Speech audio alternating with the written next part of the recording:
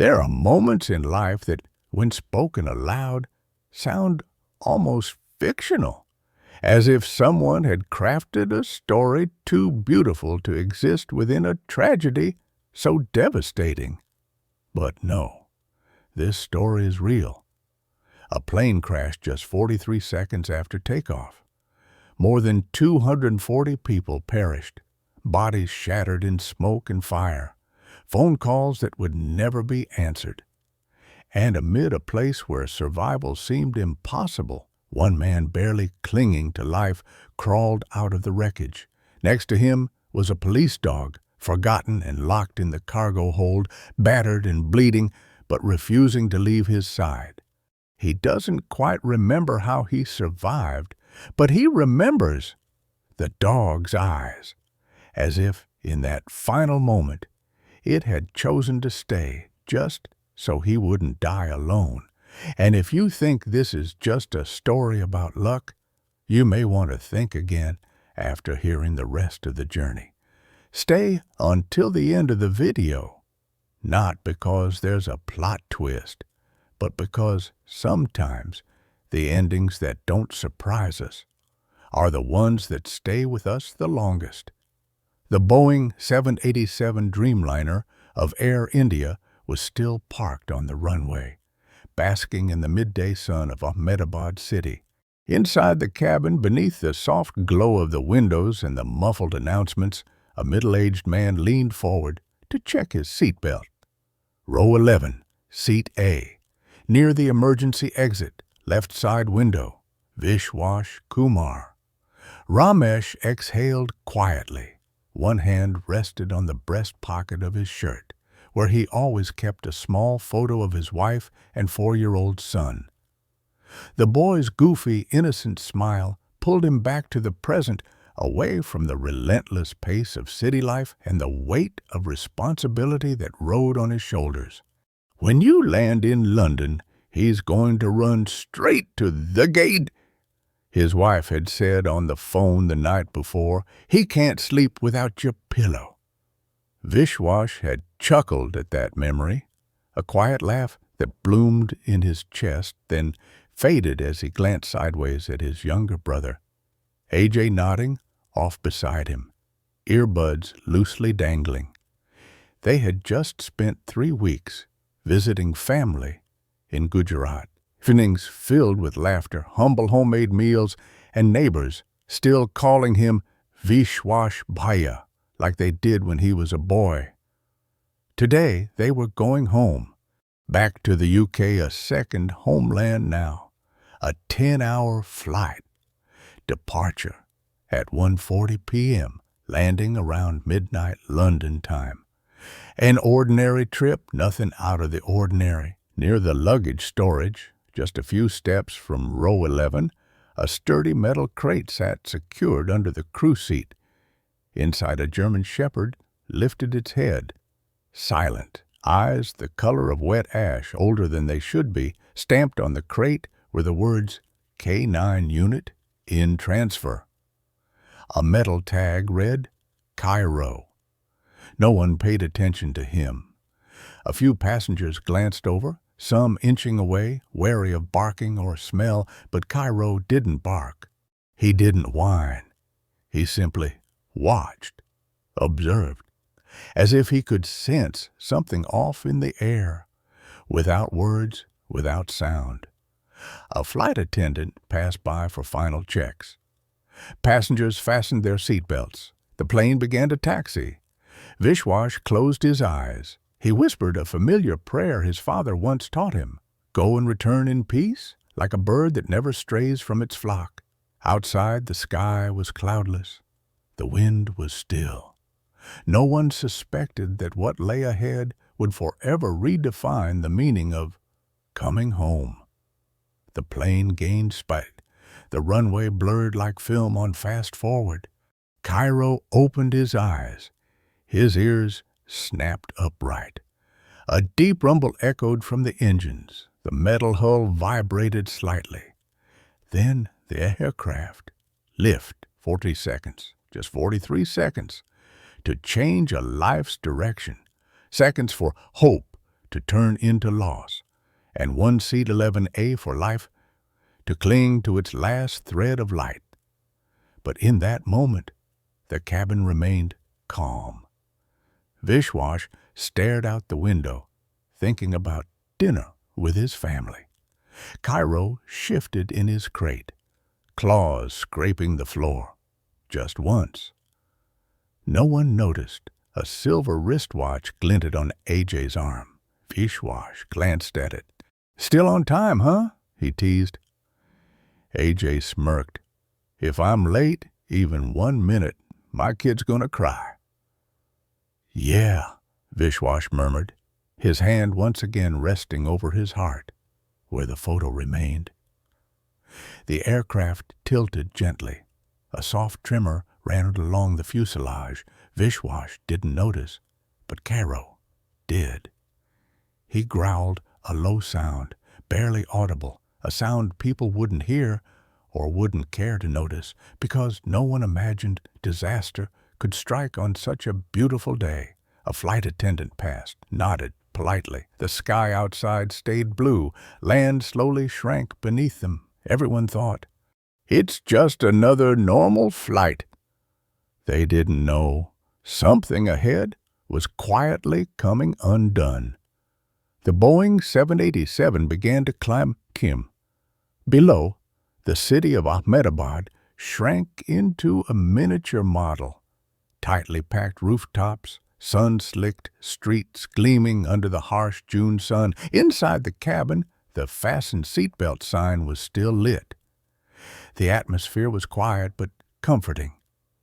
That peculiar sense of calm that comes with international flights, familiar to anyone who has lived far from home. AJ removed one earbud and turned to Vishwash, speaking softly. "I miss your son already." The way he clung to me, like he thought I was his dad.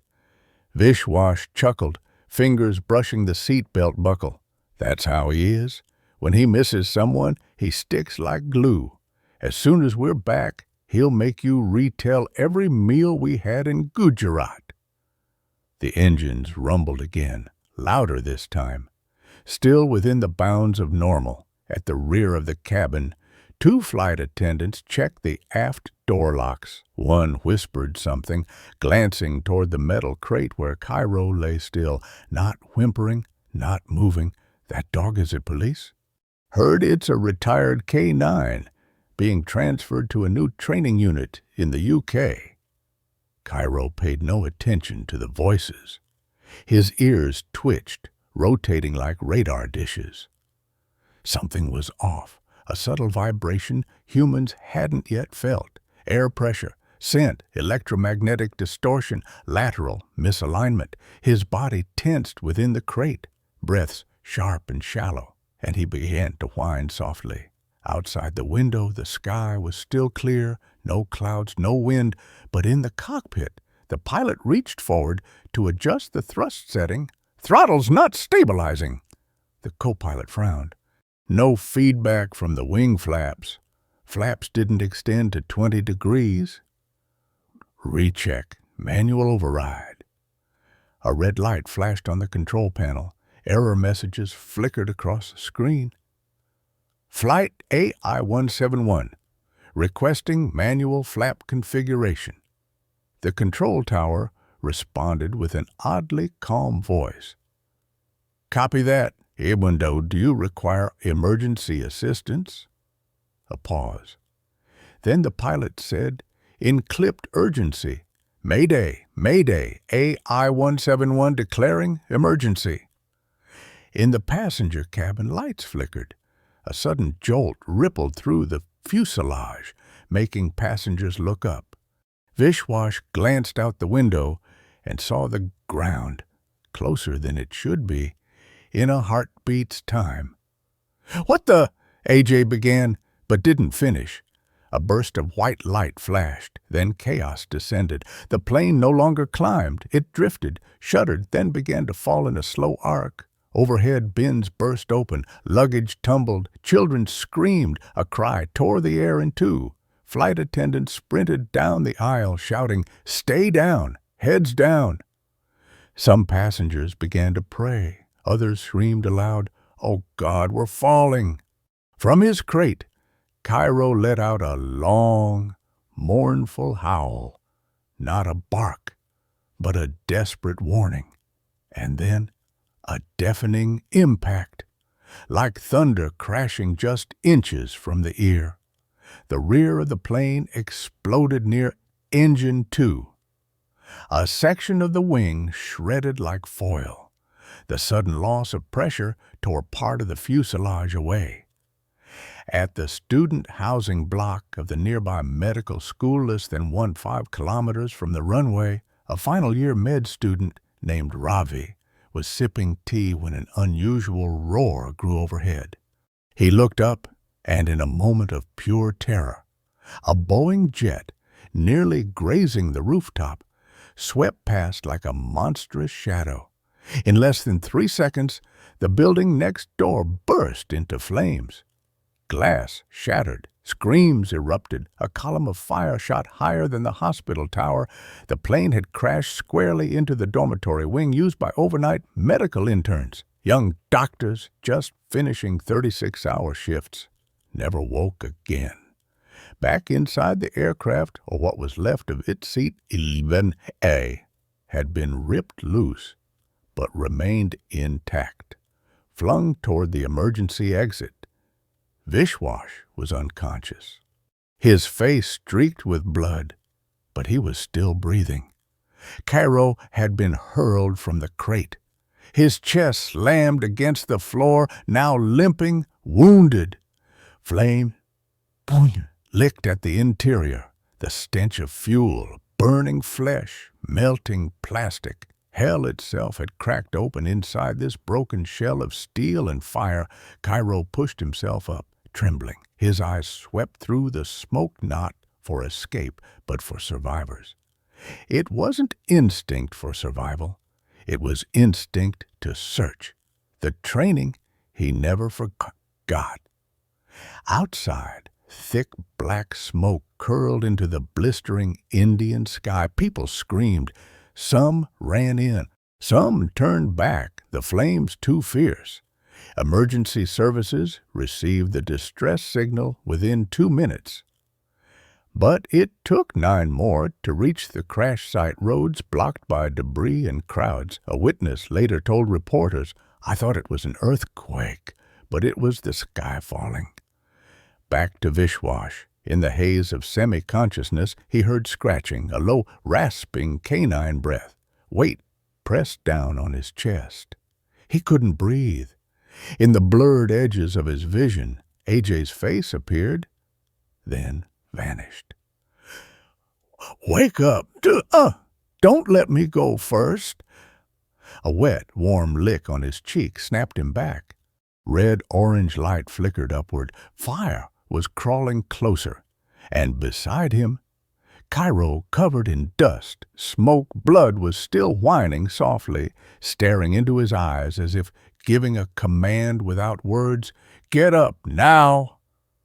That was the final moment before the remaining section of the plane exploded for the second time.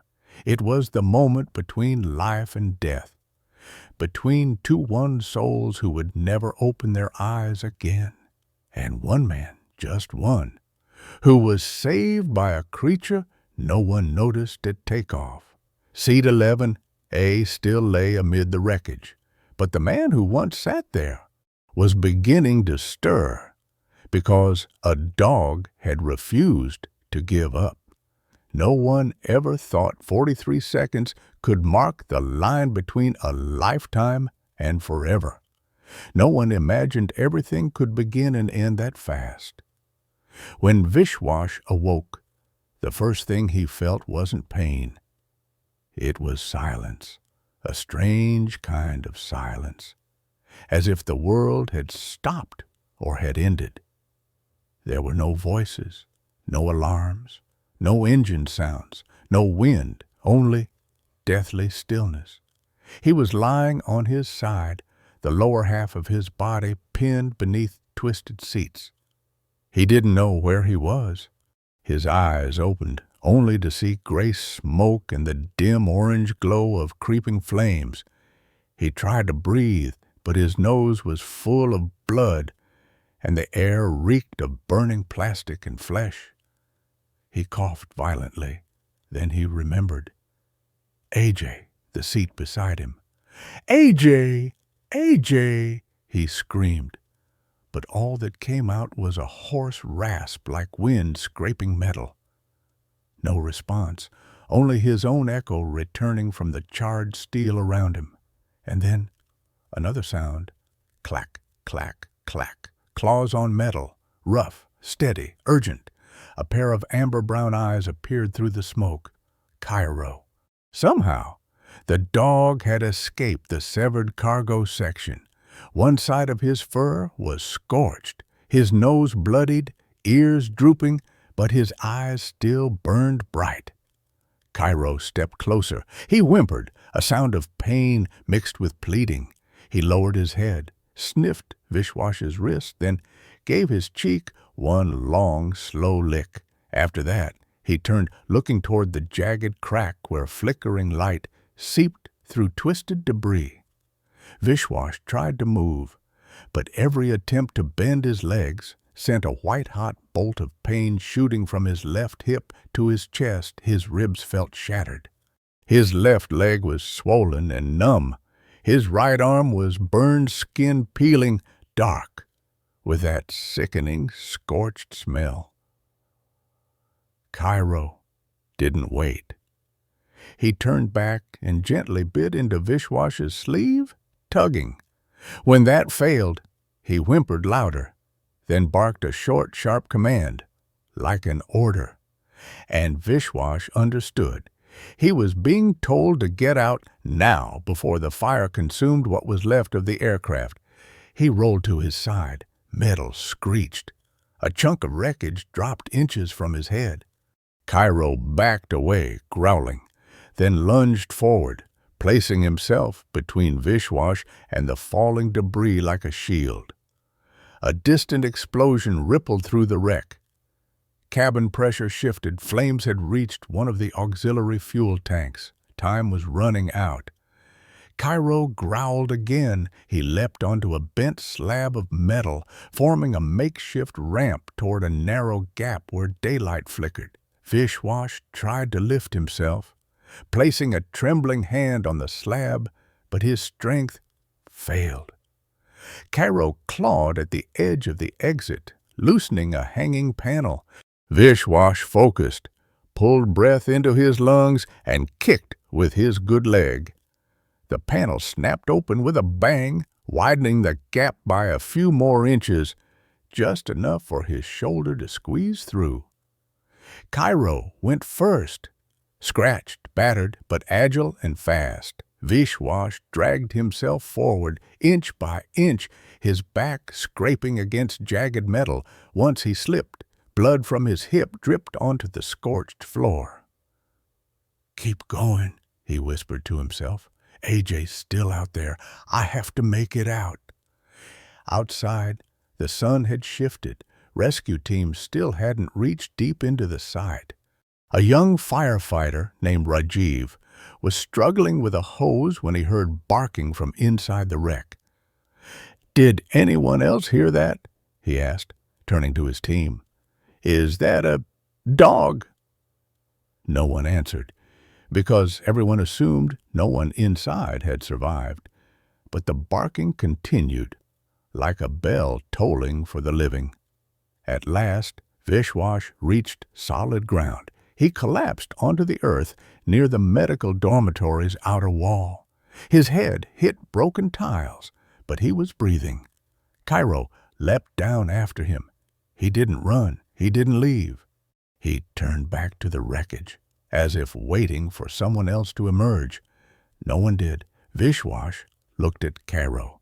For the first time, the dog's eyes went quiet, human. "Thank you," Vishwash whispered. A final explosion roared behind them. The remaining fuselage of the aircraft erupted, engulfed in flames like a ball of fire. Had they been 20 seconds later, no one would have made it out. Everything after that became a blur.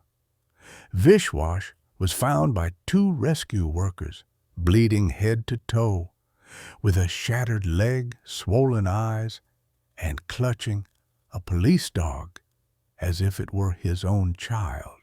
A video capturing that moment went viral worldwide. Amid smoke, flames, and the chop of helicopters, he could be seen limping, one arm over Kairo's shoulders, his eyes wide hollow.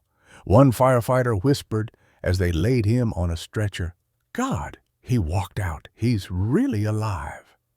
At Ahmedabad Hospital, as he was being wheeled into the ER, Vishwash asked in a broken voice, "Did anyone else make it? AJ, where's AJ?" No one answered.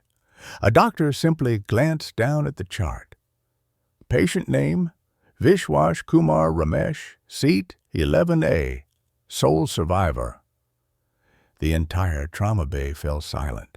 A young resident whispered, perhaps to himself, "He must have had a guardian angel." A nurse from Gujarat, eyes red with tears, replied, "No, not an angel. It was a dog." Kairo wasn't born to survive. He was born to keep others alive. In a military KIA base near the Rajasthan border, nearly 500 miles from the crash site, Kairo had once been the rising star of the Indian Army's final working dog unit. Sharp, fearless, unshaken by gunfire, and capable of detecting human life in near impossible conditions. But after a hostage rescue mission in Kashmir, where he was injured in the left leg and lost his primary handler, he grew withdrawn, less responsive to commands. His eyes carried a strange sorrow. They labeled him no longer suitable for special operations. Kairo was then slated for transfer to a civilian training center in Europe for rehabilitation or possible retirement. That was why he was aboard AI-1, locked in a crate, labeled transfer, unnoticed among 200 passengers, each with a reason to go home, except him. But when the plane began to fall and instinct took over, Kairo didn't choose to run. He chose to search. At Ahmedabad Civil Hospital, Vishwash remained unresponsive in the trauma ICU. IV lines, fractures, soft tissue injuries, minor burns, and acute psychological shock. For the first hours, he didn't speak, didn't move, didn't eat, didn't ask for anyone. Only when someone mentioned AJ's name, his eyes would flutter and turn red like blood rushing up behind them. In the physician's notes it read, "Miraculous survival, but patient at risk of psychological freezing due to trauma requires intensive intervention." The only thing he said in the first 18 hours after being rescued, "Where's Kairo?" Kairo, at the time, was being held in Isolation Area A of the rescue team's animal unit. Though not seriously injured, he refused to eat, refused to sleep. Every time an ambulance siren wailed nearby, he'd stand up and turn toward the door. An old veterinarian, after examining him, said during a brief press conference, "That dog, he's not waiting for a doctor. He's waiting for someone who lived because of him." And then something extraordinary happened. As Vishwash was being moved to the recovery ward, the moment a nurse opened the door, Kairo, waiting at the far end of the hallway, let out a long primal howl. Not a bark, but the kind of sound buried deep in the DNA of wolves. The entire hospital froze. The nurse turned and saw the limping black and tan dog, singed fur and gleaming eyes, running straight toward the one man who had survived. No one stopped him. No one dared. Kairo burst into the room, leapt onto the edge of the hospital bed, then stopped. He didn't lick, didn't pounce. He simply placed his snout on Vishwash's chest right over the unhealed burn. And Vishwash, almost unconsciously, lifted his hand and laid it gently on Kairo's head. No one in the room breathed. No one dared move. Vishwash's eyes opened slowly, and for the first time in 2 days he spoke a full sentence. "I'm alive because of him." The news spread like wildfire. "Man survives plane crash thanks to police dog," flooded headlines on global networks. The image of Vishwash placing his hand on Kairo's head became a human symbol of hope after an unspeakable tragedy. A spokesperson from the UK Home Office addressed the press in London. "A life preserved by a creature who needed no reason to save anyone." Hundreds of messages flooded the hospital, all asking to meet Kairo. Some wanted to adopt him. Some sent flowers. A school in Leeds even mailed a handwritten letter in shaky crayon lines. "Thank you, Mr. Police Dog. You saved a daddy."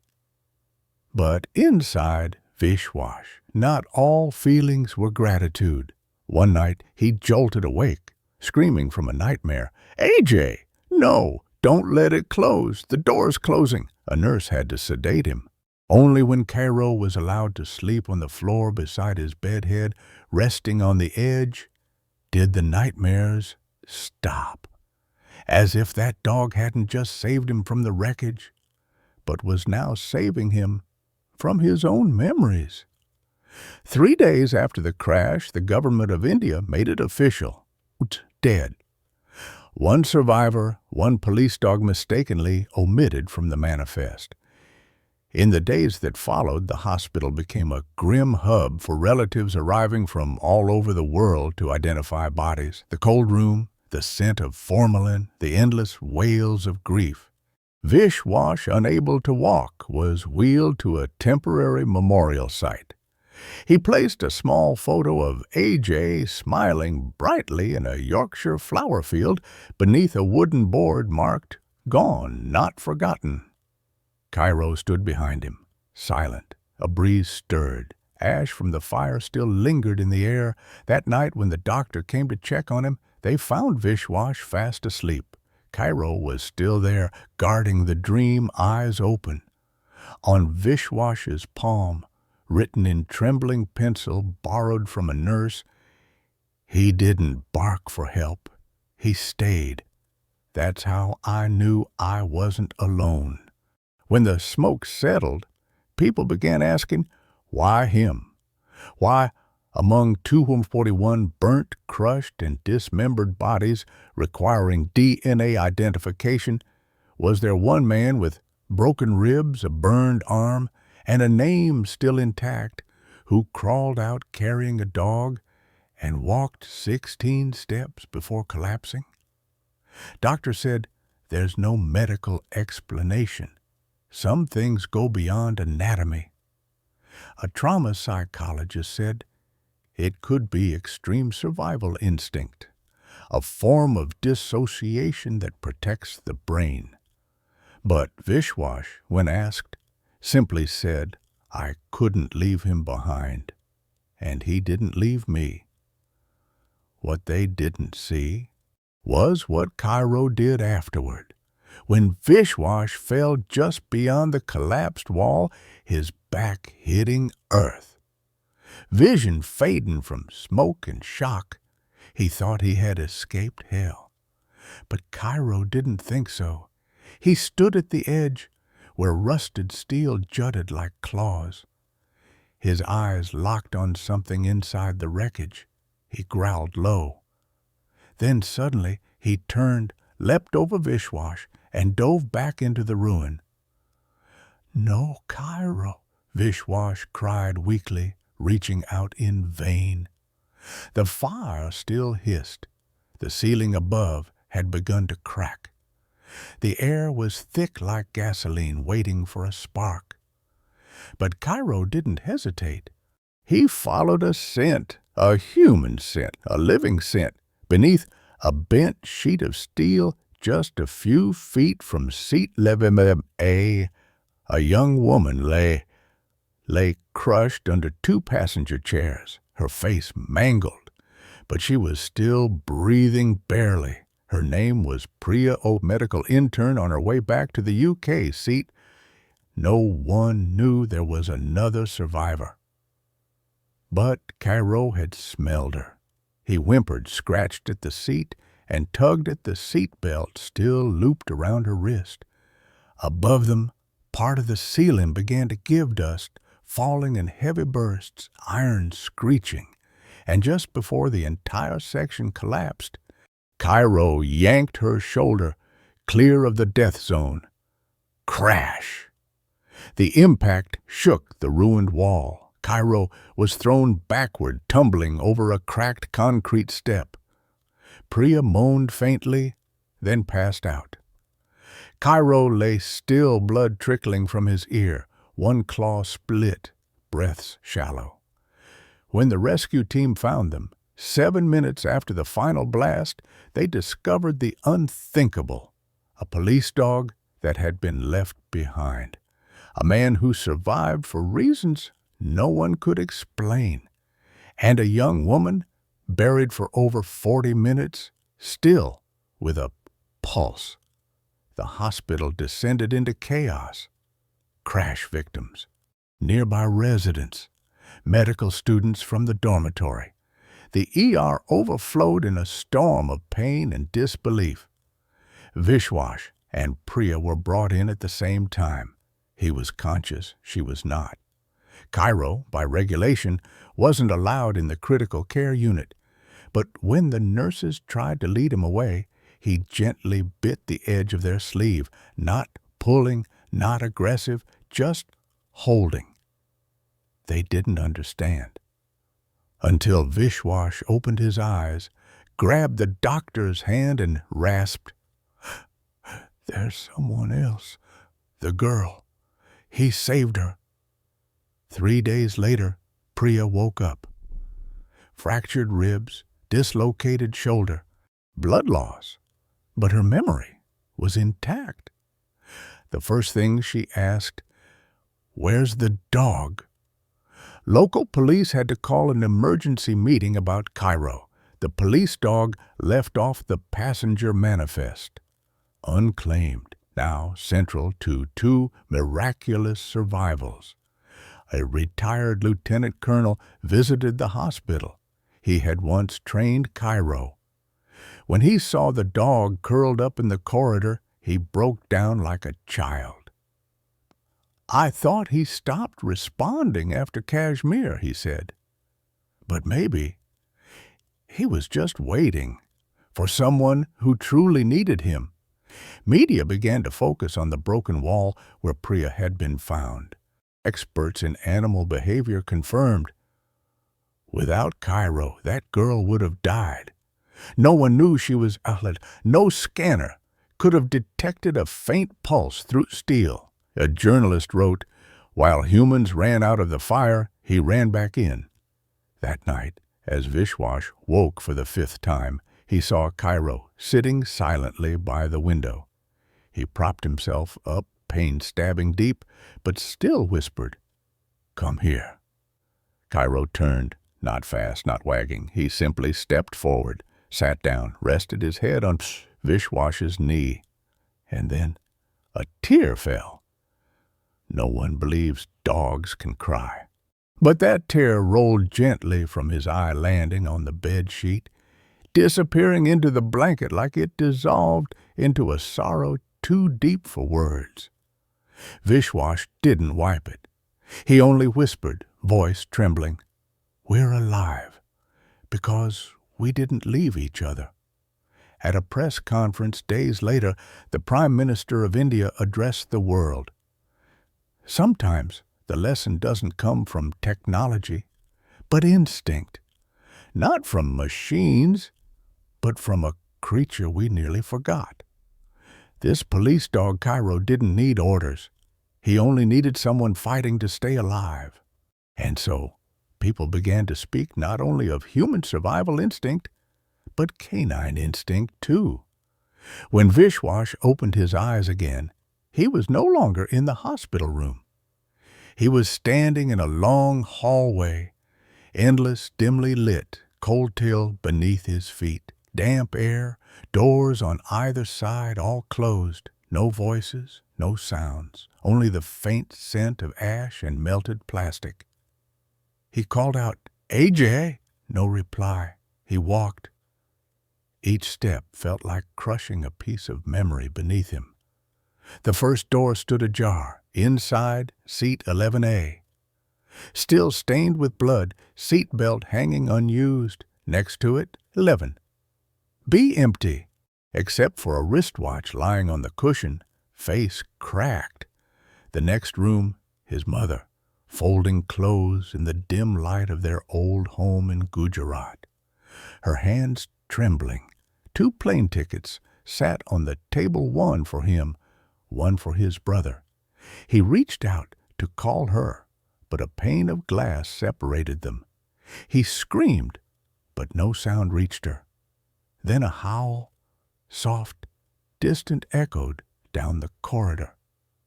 Kairo. Vishwash woke, drenched in sweat, his heart hammering inside his chest. The sky outside hinted at morning, but to him, it still felt like the first night without AJ. At the temporary morgue behind the hospital, body bags lay in rows, each tagged and numbered. 241 victims. All nations, all relationships. Now just codes and a scent of formalin. AJ was somewhere among them. Vishwash had not yet seen his brother's body. Doctors advised him to wait. DNA had not confirmed anything, but he knew. He could feel it. The person who sat beside him on that plane, who had laughed and teased him in their final 40 seconds together, was gone, and that was the moment he understood. Survival isn't the same as victory.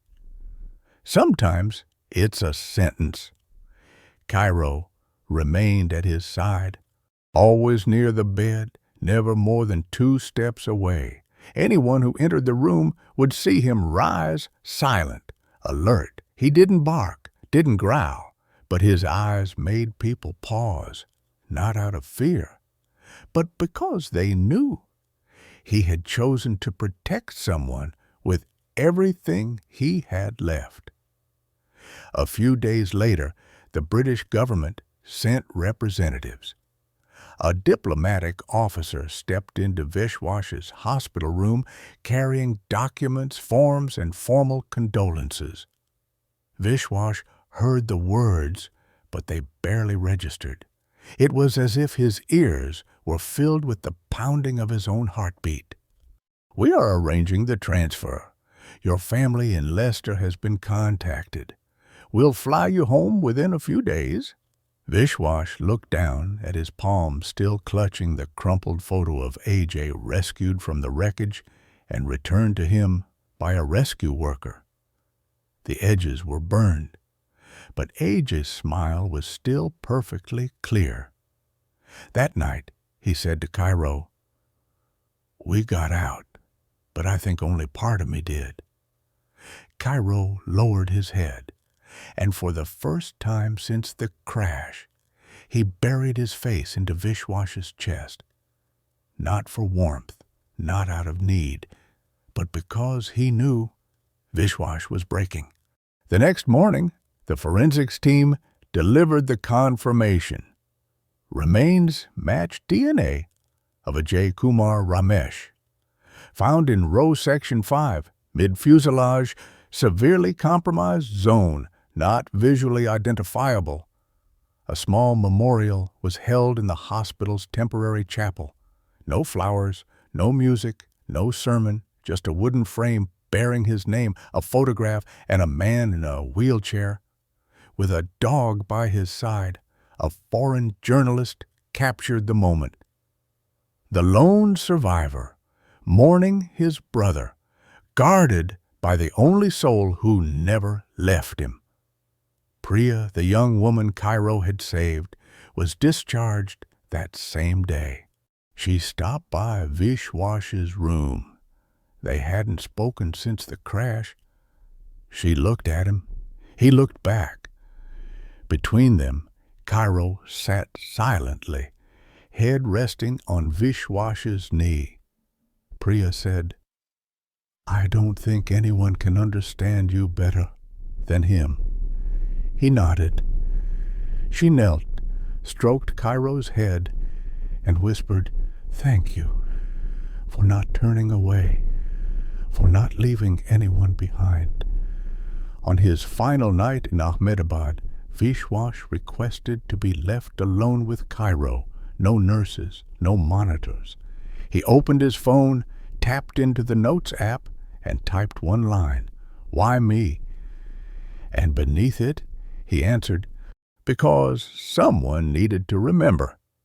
The next morning, the medevac flight carried Vishwash out of India, not on Air India, not with luggage, not with his brother, only with a dog beside him, head resting on his knee-eyes, scanning the clouds, as if searching for something no one else could see.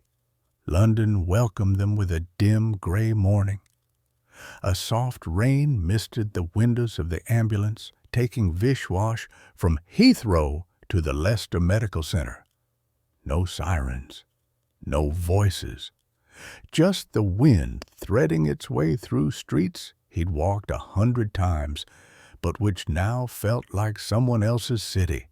Kairo lay beside him, no leash, no muzzle, but no one dared touch him, because from the moment he stepped off the plane, everyone could see. His eyes weren't those of an animal. He knew loss, and he was guarding what remained of a human soul. News of Vishwash had spread across the world. The sole survivor of the Air India tragedy. The man who was saved by a dog no one remembered. The man who lost his brother in the calmest moment of an ordinary flight. But what the media didn't know was that he didn't feel saved, because every morning when he woke, he didn't remember he was alive. He remembered AJ was gone. During his first week at Leicester General Hospital, a therapist asked him, "Do you remember the moment you regained consciousness?" He answered, "I didn't wake up. I just opened my eyes. The rest of me stayed there." An international animal welfare organization offered to adopt Kairo, to send him to a specialized care center in Switzerland. A major media company proposed a documentary, The Dog Who Saved One. Even a publishing agent reached out. "Would you consider a memoir? We'll provide a ghostwriter." Vishwash declined everything. He only asked, "Can Kairo stay with me?" And when the official paperwork was signed declaring Kairo an ESA, emotional support animal, for a trauma survivor, he smiled for the first time in 19 days. On day 25 after the crash, he visited the hospital's mortuary to retrieve AJ's wristwatch, the only item found intact in the identification badge. The watch was still ticking, still on time, still moving, though the hand that once wore it had stopped forever. Silently, Vishwash removed his own watch-worn, scratched, frayed, and replaced it with AJ's. A way to restart time. One crisp evening in late autumn, he took Kairo to Victoria Park. No wheelchair, no nurses, just him and the dog. They sat on a wooden bench overlooking the lake. Red leaves drifted lazily on the water's surface. Children laughed in the distance, Life carried on carefree and careless. Vishwash bowed his head. Stroking Kairo's fur, he spoke softly, so softly, even the wind had to lean in to listen. We're not a miracle. We're just what's left over from one that didn't happen. That night, he wrote a letter.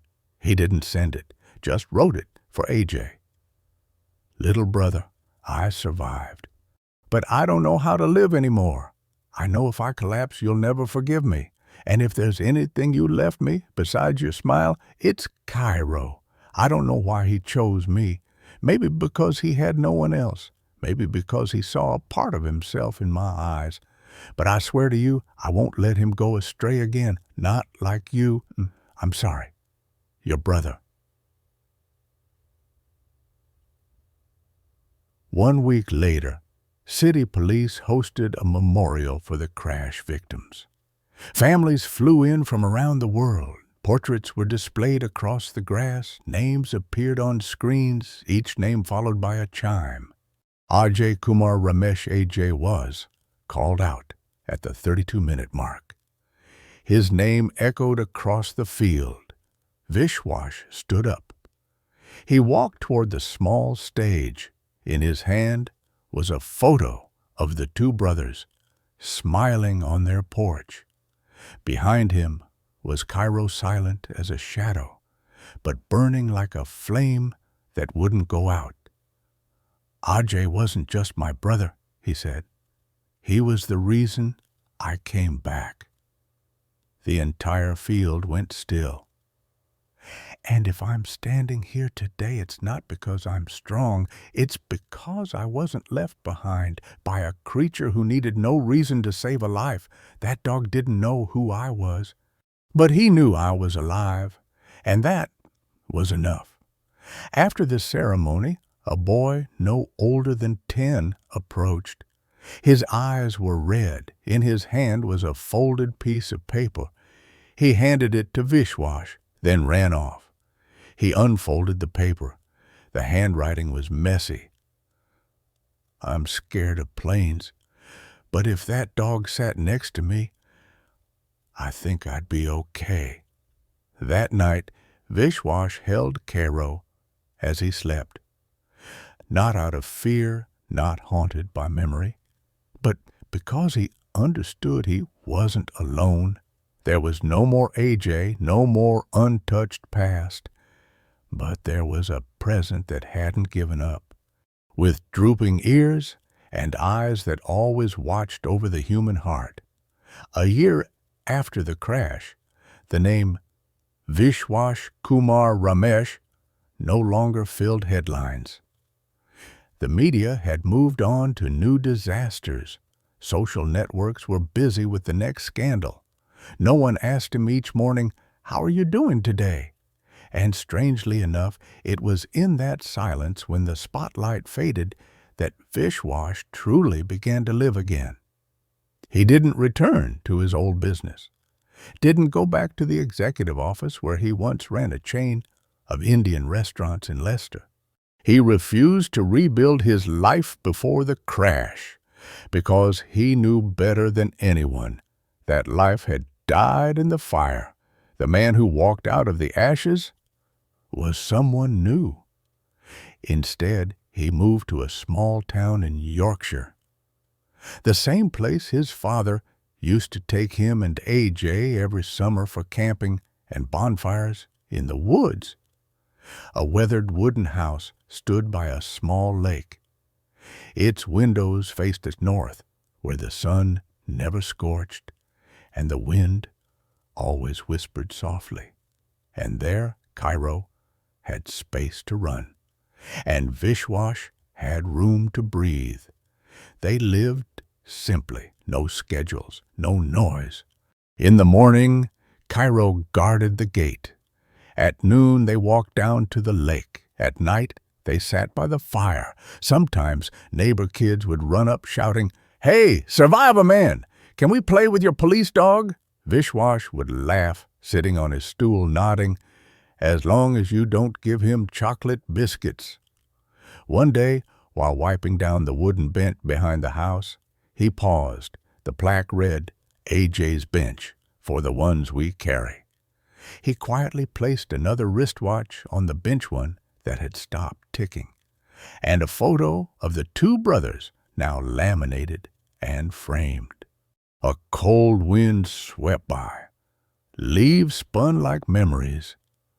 Kairo lay at his feet, needing no words.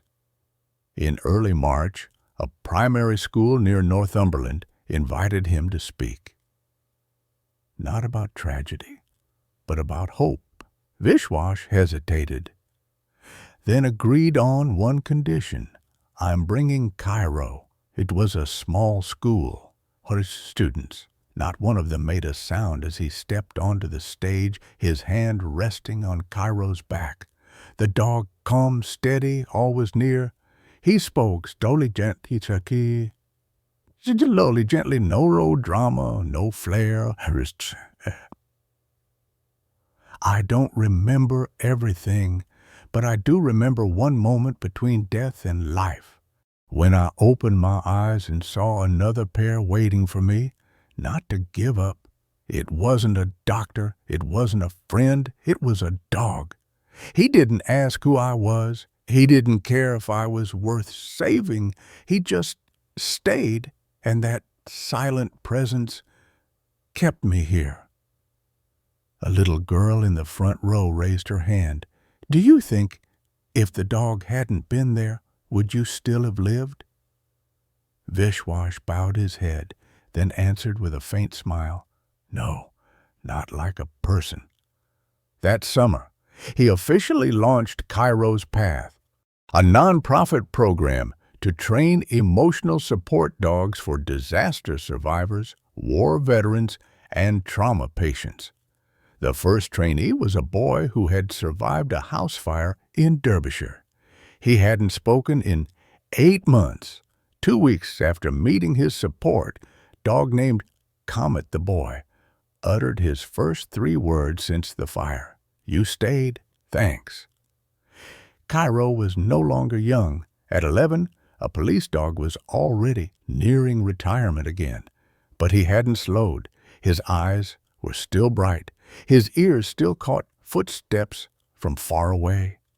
Every night, he still lay by the front door, not out of duty, not because of training, but because he chose to stay.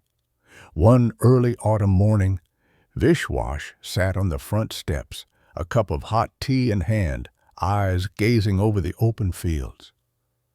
Kairo lay beside him, head resting gently on his leg. He whispered, You don't know how many times you've saved me, not just that day, but every time I wanted to disappear, every time I was afraid to remember, you'd look at me like, I'm still here. Don't go anywhere. Kairo looked up, tired eyes, but still warm. He didn't bark, didn't growl. He just gave one soft wag of the tail like a final promise. That night, Vishwash wrote a single line in his journal. Some scars stay, but so does the one who saw you bleeding and chose to stay anyway. A year later, during a radio interview, someone asked him, What do you think kept you alive? He answered after a long breath, Because I wasn't the only one afraid. Somewhere in that fire, a creature who had lost everything chose not to run, and because of that, I now live not to forget, but to be what he was to me, for someone else. And as the program ended, the host smiled and signed off with, That was Vishwash Ramesh, survivor, teacher, and the man who learned to live, thanks to a police dog named Kairo. We can't change what's been lost, but sometimes all it takes is one creature choosing to stay, instead of walking away to save a life, a promise, or a memory the world needs to remember. If you're still sitting in silence after this story, just leave a number. 1. If you believe that dog did something extraordinary. 0 if you're still not sure what to call it. No need for words. We'll read each number as a quiet nod. And if you believe there are more stories out there, stories of survival, of waiting, of sacrifice, hit subscribe, because here we don't tell stories to go viral. We tell them so no one forgets what deserves to be remembered.